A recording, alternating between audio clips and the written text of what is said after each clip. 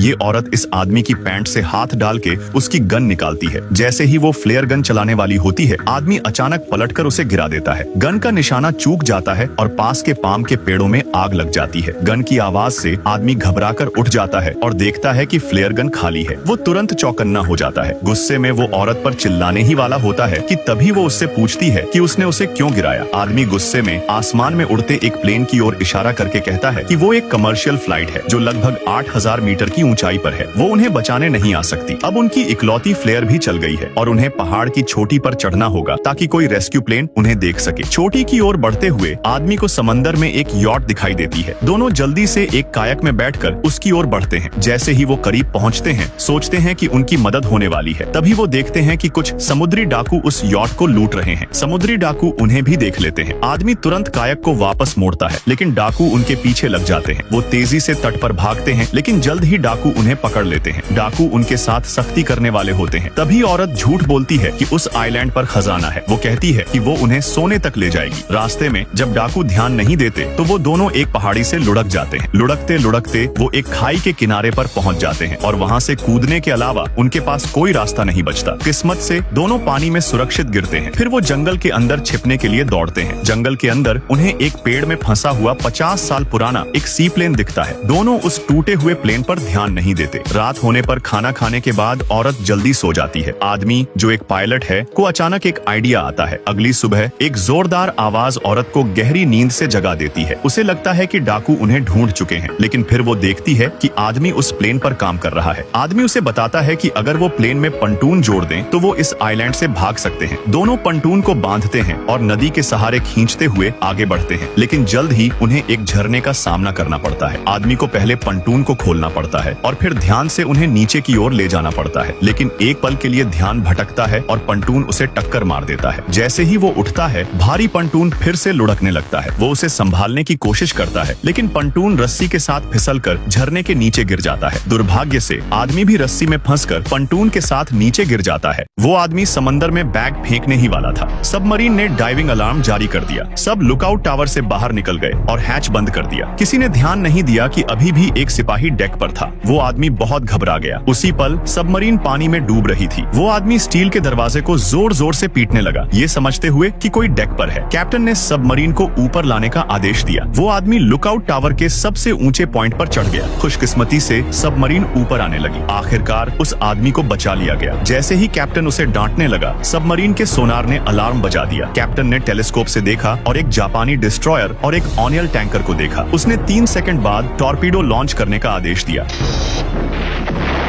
लेकिन इससे जापानी नेवी गुस्से में आ गई। सारे हथियार सबमरीन की तरफ तान दिए गए, लेकिन कैप्टन ने एक पागलपन भरा आदेश दिया। सबमरीन ने वाकई डिस्ट्रॉयर की तरफ चार्ज करना शुरू कर दिया। तुम्हें क्या लगता है, ये कैप्टन बहुत ज्यादा पागल है?